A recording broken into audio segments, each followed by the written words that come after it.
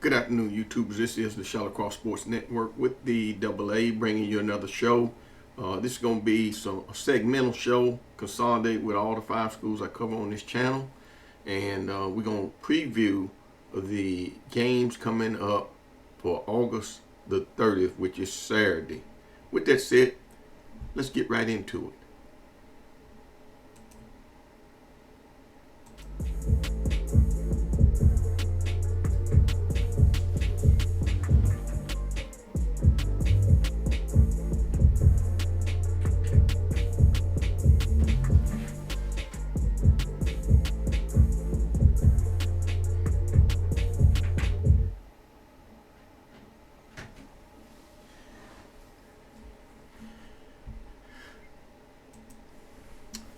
Like I said earlier, this show is going to we're going to look at the Tennessee Vols starting out, and then after that we're going to probably go to the Middle Tennessee State Blue Raiders, talk about them and their game coming up, and then after that we're going to have another segment with Tennessee State and Vanderbilt as well as Austin Peay. But with that said, we're looking at the Tennessee Vols. They opening up with Syracuse down in Atlanta, and just looking at the spread. 13.5 points spread. Syracuse, just locked on Syracuse. I was listening to them this morning, and they're saying that they're thinking that they can actually beat Tennessee down there. And they're overlooking the fact that Tennessee has an offensive line, a new offensive line, and all the receivers are new. And all the running backs are relatively new. With the exception of Lewis and the running back from Knoxville, Bishop, they played quite a bit last year. Now, Star Thomas, he didn't play, but he has a lot of experience, and he played over at Duke. So they overlooking that, and then they think because Tennessee lost 2 people off the defensive line, that the defense won't be as well as it was last year. And I think they're wrong. I think they're so talented on the defense side of the ball, they're going to have a hard time scoring on Tennessee unless Tennessee just makes some mistakes in the pass defense game and don't cover their gaps at the linebacker. The linebackers got to fill the gaps. You got to fill those gaps and got to fill them correctly. And then the defensive backs has got to be able to stay with the receivers. Probably the big receiver for Syracuse is the transfer from Texas, Cook, Dante Cook. And they look for him to have a big game against Tennessee. But just looking at some of the things that I think I covered a little of it. Well, Joey Aguilar is going to replace Nika Ilelamiava, and Dylan Sampson is going to be replaced by the running backs I just mentioned earlier. Both teams won 10 games last year and finished 10-3, with Tennessee making the playoffs. And so the keys to victory for Tennessee: lean on the defense and run game early. Avoid turnovers and control the tempo of the game. Tennessee's going to have to move fast with that fast tempo that Josh Heupel likes to run. Syracuse exploit Tennessee's new look offense with aggressive blitz. Collins must hit explosive plays and stay composed under pressure. Now, Collins is not the starter, so Angeli, who they picked up in the transfer portal from Notre Dame, he is going to be the starter. So he came in the summer late, and he was able to beat out Collins. So that's the story on that.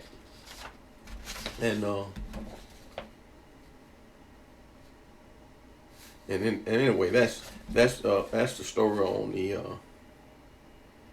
the Tennessee Vols. Just looking at the new depth chart.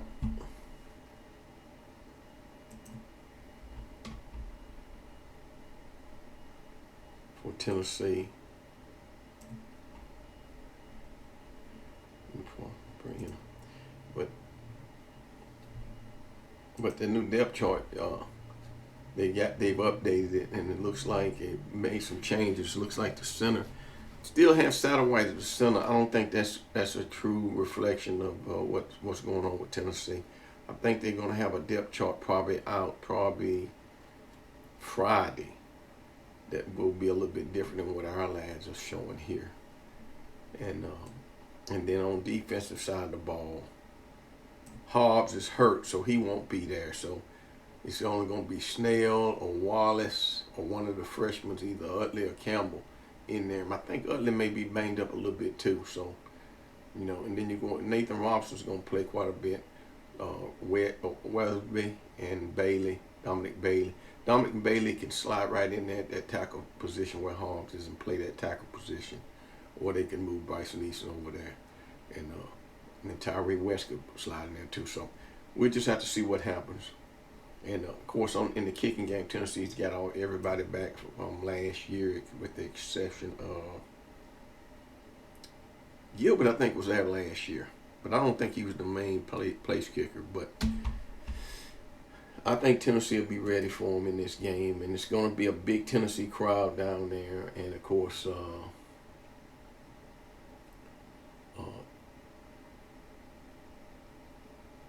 Syracuse is looking for an upset.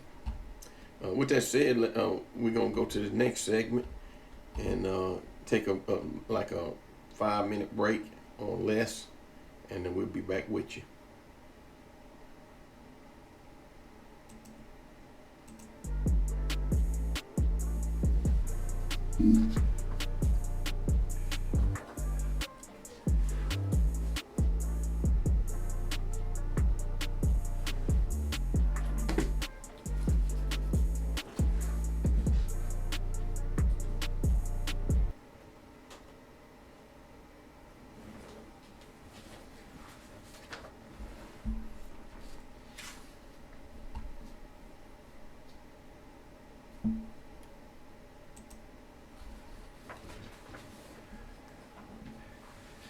So we're going to look at MTSU Blue Raiders.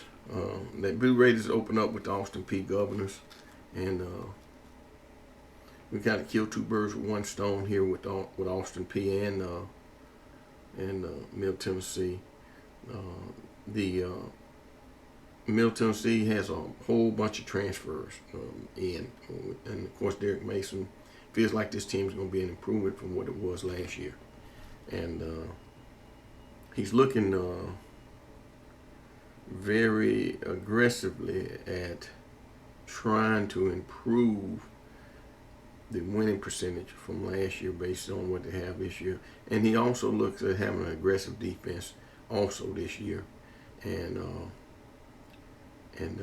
of course, he has a very experienced quarterback in Vadiato. And I think he has a pretty good backup behind him also. But anyway, Middle's a 20-point favorite over Austin Peay. And of course, Austin Peay has Austin Smith as a starting quarterback, and they also picked up a quarterback in the portal from a group of 5, I think, or Power 5, a group of 5 or either a group of 4, and we'll see if he gets in the game to play also. Austin Peay's in a rebuilding year. They had over 40 players leave in the transfer portal.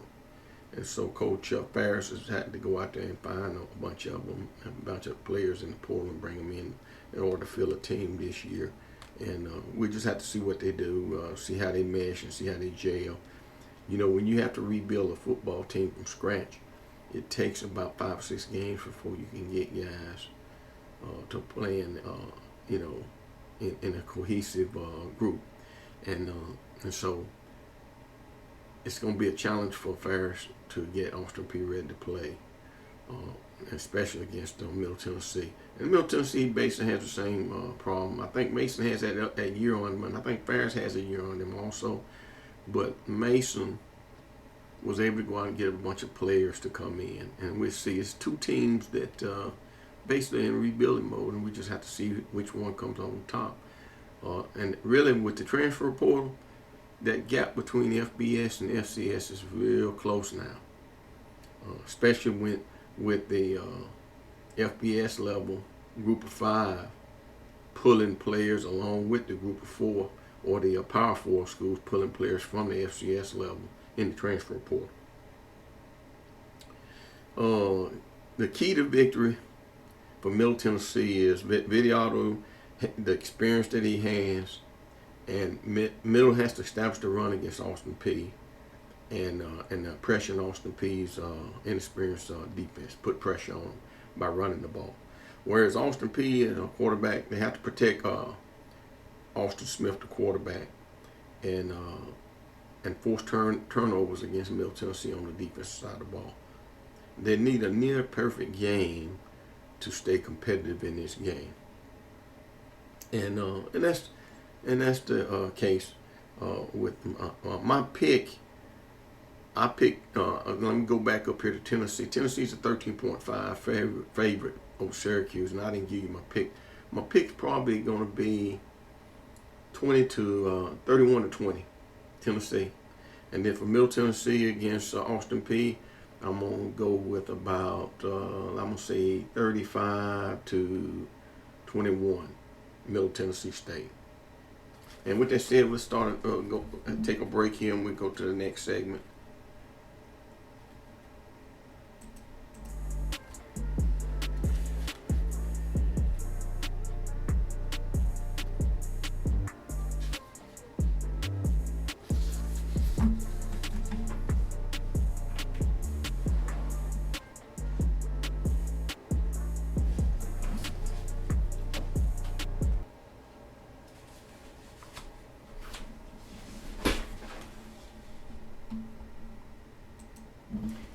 Okay, we're gonna talk about TSU's game, and they big game coming up at the in the Nissan Stadium, and of course TSU is playing North Carolina A&T. North Carolina A&T's out of Greensboro, North Carolina, I believe, and don't know very much about what kind of team they have. Don't know very much about TSU's team. TSU lost 46 players to the transfer portal and graduation, and Coach Barlow had to come in and completely rebuild. He's got about 100 players on his roster right now, and so he's got a pretty good selection of players to either develop or see what they can do in live action. I was out and I was able to watch him practice a couple of times, so they look like they're going to be real good at throwing to the ball on defense. They had 2 or 3 quarterbacks that they used quite a bit in the one game I saw, but we just have to see how they play against North Carolina A&T. It's really a toss-up. Both teams looking to bounce back from subpar season from last year, but Tennessee State did not have a subpar season. So that's the wrong state. Tennessee was 9-4. Tennessee State has home field advantage and a more stable coaching situation, while North Carolina A&T is rebuilding under new leadership. Well, Tennessee State is rebuilding under new leadership too, and it's just that they have a whole new regime of coaches in, as well as A&T does. So it's basically even.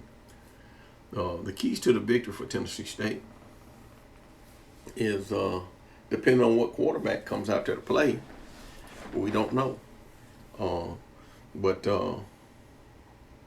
Tennessee State needs to dominate in the trenches and capitalize on the home momentum at Nissan Stadium, void penalties and void negative plays, interceptions, and so forth, fumbles. And then, of course, North Carolina A&T win the turnover battle and contain explosive plays from Tennessee State, and try to exploit their revamped defense that Tennessee State has, and then that's another thing that North Carolina State's got to worry about. Their defense is revamped also. So like I said, it's a toss-up. Whoever gets out in front, plays the best, gonna win that game. I'm thinking I'm gonna pick 20, Tennessee State 23, North Carolina A&T 21. Close game. And then the next game is Vanderbilt against Charleston Southern. And Vanderbilt is a massive 36.5 point favorite over Charleston Southern, and has 99% chance, probability chance to win in the most of all the situations on the field. Charleston Southern was 1-11 last year. Vanderbilt was 7-6 and went to a bowl game and won a bowl game. The head coach is Coach Gabe Giardina, and he's emphasizing a grit and a grit effort for the Charleston Southern team, Buccaneers. But the talent gap is going to be very wide going up against a Power 4 team like Vanderbilt. Now, the key to the victory for Vanderbilt: stay disciplined, eliminate penalties, and of course Vanderbilt was the least penalized team in the SEC last year, and then use their depth and physicality to overcome Charleston Southern University. Charleston Southern's key: limit mistakes, play inspired football, and hope for special teams magic. And I say the score of that game is going to probably be Vanderbilt 48. Vanderbilt 48, Charleston Southern 20.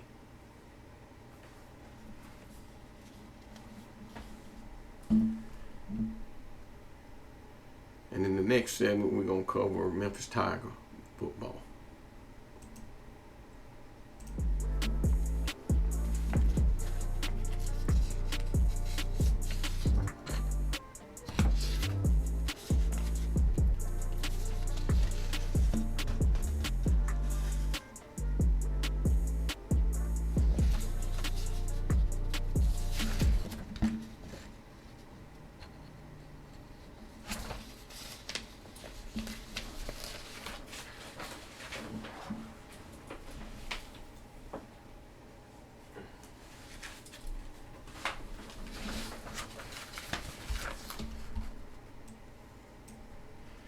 Okay, Memphis Tiger football.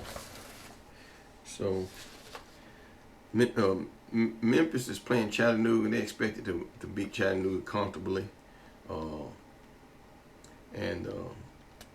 Memphis basically had to do a little bit of rebuilding. They brought in a quarterback, a transfer from Nevada, brought in a big-time receiver that played with the quarterback in Nevada, named brought in Lewis, who's a quarterback out of Nevada, and Brandon Lewis. And then they brought in a big-time receiver. I don't have his name, but he came in late to the Memphis Tigers. And they basically had to rebuild the offense at one point. Defense is pretty talented. So this is a talented team. This team is picked to finish third in the AAC, or the new AC now. And I guess the keys to the win is Lewis settled down. He's a good runner, pretty good passer. He's a 6-year senior, and he settled down and throw short passes and play and run that zone read option. He can run that well. And of course, their defense must pressure Chattanooga's quarterback. And then for Chattanooga, key to win is control the clock with the run game, avoid giving up big plays, and they'll need to make some stops against Memphis. It's going to be very hard because Memphis is one of the better teams in the AC, American Conference. And so it's going to be tough sledding for Chattanooga to win. I'm going to say 41-16 Memphis in this game. And that basically about does it on the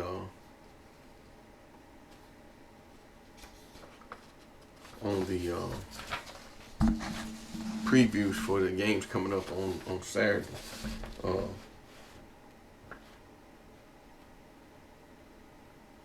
And then I'm gonna start from scratch here and give you a little bit about the key players.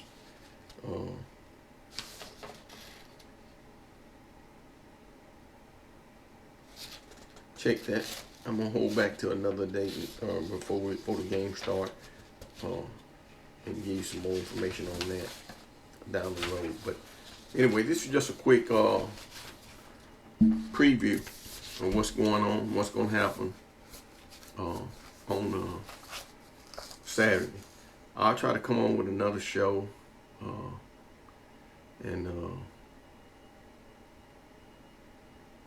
and give you some more updates.